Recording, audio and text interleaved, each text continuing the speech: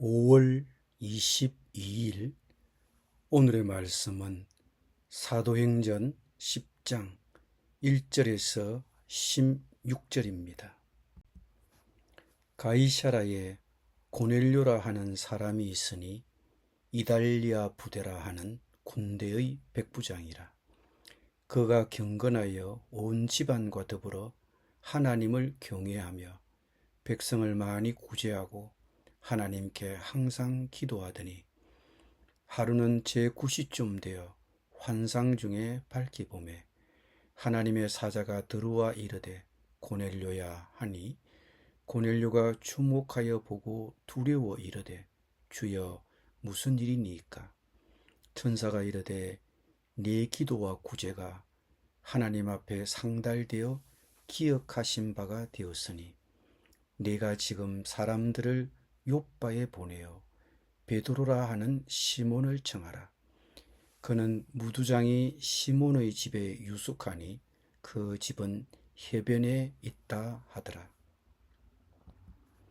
마침 말하던 천사가 떠나매 고넬료가 집안 하인 둘과 부하 가운데 경건한 사람 하나를 불러 이 일을 다 이루고 욥바로 보내니라. 이튿날 그들이 길을 가다가 그 성에 가까이 갔을 그때에 베드로가 기도하려고 지붕에 올라가니 그 시각은 제6시더라. 그가 시장하여 먹고자 하매 사람들이 준비할 때에 황홀한 중에 하늘이 열리며 한 그릇이 내려오는 것을 보니 큰 보자기 같고 네 길을 메어 땅에 들이웠더라. 그 안에는 땅에 있는 각종 네 발 가진 짐승과 기는 것과 공중에 나는 것들이 있더라. 또 소리가 있으되 베드로야 일어나 잡아 먹으라 하거늘 베드로가 이르되 주여 그럴 수 없나이다. 속되고 깨끗하지 아니한 것을 내가 결코 먹지 아니하였나이다 한데 또 두 번째 소리가 있으되 하나님께서 깨끗하게 하신 것을 내가 속되다 하지 말라 하더라. 이런 일이 3번 있은 후 그 그릇이 곧 하늘로 올려져 가니라. 아멘.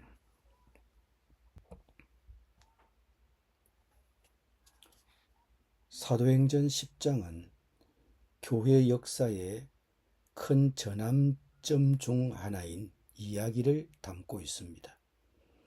고넬료는 교회 역사에서 매우 중요한 인물입니다. 그는 그리스도인의 교제에 참여하게 된 첫 이방인입니다. 욥바와 두로 사이에 지중해 연안에 위치한 해안 도시 가이사라가 있었습니다. 헤롯 대왕이 이곳을 재건하고 로마 황제 아우구스투스를 기념하기 위해 가이사라라는 이름을 붙였습니다. 이곳은 헤롯 대왕과 헤롯 아그리파 1세의 통치 때에 유대의 수도였으며 유대가 로마의 통치를 받았으므로 로마 권력의 핵심부였습니다. 그곳에는 이달리아 부대 로마군 백부장 고넬료라는 군인이 살고 있었습니다. 그는 이방인이었습니다. 그러나 고넬료는 대부분의 이방인처럼 많은 신을 숭배하는 대신 유일하신 참 하나님에 대해 배웠고 유일하신 하나님을 경외했습니다. 그는 또한 다른 사람들을 돕기 위해 많은 돈을 기부하는 관대한 로마 군인이었습니다. 어느 날 그가 기도하고 있는데 천사가 나타나 그를 불렀습니다. 고넬료는 두려워서 주님 무슨 일이십니까? 하고 말했습니다. 천사는 고넬료에게 욥바 바닷가에 무두장이 시몬의 집에 있는 베드로를 청하라고 말했습니다.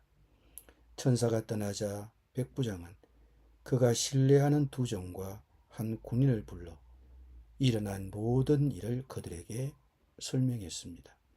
그리고 베드로를 모시고 오라고 그들을 요빠로 보냈습니다.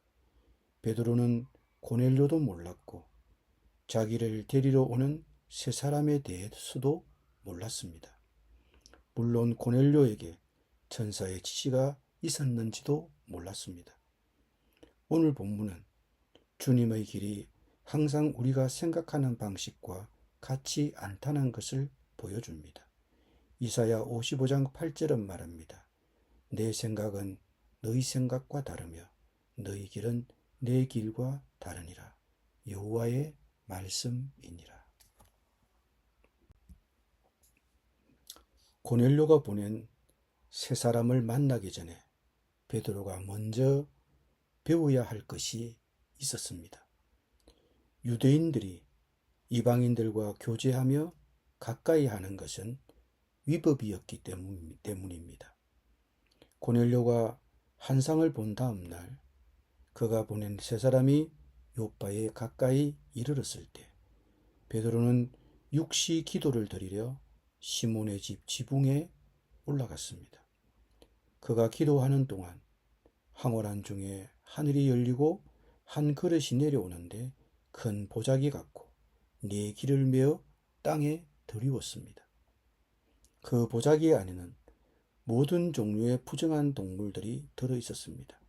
갑자기 소리가 나기를 베드로야 일어나 잡아먹어라. 그러나 베드로는 주님 저는 속된 것이나 부정한 것을 결코 먹지 않았습니다. 라고 대답했습니다. 또 소리가 있기를 하나님께서 깨끗하게 하신 것을 속되다고 하지 말라고 말씀하셨습니다. 그러한 일이 3번 있은 후에 그 그릇은 곧 하늘로 올려져 갔습니다. 베드로는 평생을 정통 유대인으로 살았습니다. 그러므로 유대인인 그가 이방인과 교제한다는 것은 금기였습니다. 그러므로 그가 이런 편견을 극복하지 못하면 이방인 고넬료와 교제할 수 없었습니다. 그러므로 하나님께서는 유대인으로서 속된 것이나 부정하다고 생각하는 것도 하나님께서 깨끗하게 하시면 속된 것이 아니라는 교훈을 환상을 통해 보여주심으로 베드로가 먼저 그러한 편견을 극복하기를 원하셨습니다. 하나님께서는 모든 사람에게 구원의 문을 열어주셨고 온 세상에 가서 모든 사람에게 복음을 전하라는 비전을 주셨습니다. 그러려면 우리가 더 열려야 하고 더 너그러워져야 합니다. 우리가 선호하는 사람에게만 복음을 전할 수는 없습니다. 누구에게나 전해야 합니다.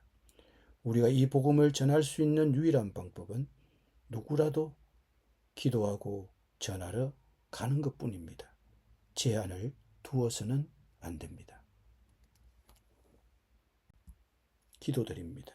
주님, 복음을 전할 때 제한을 두지 않게 하여 주옵소서. 마음을 더 열고 더 너그러워지게 하여 주옵소서. 누구에게나 가서 복음을 전하라는 비전에 순종하게 하여 주옵소서. 예수님의 이름으로 기도드립니다. 아멘.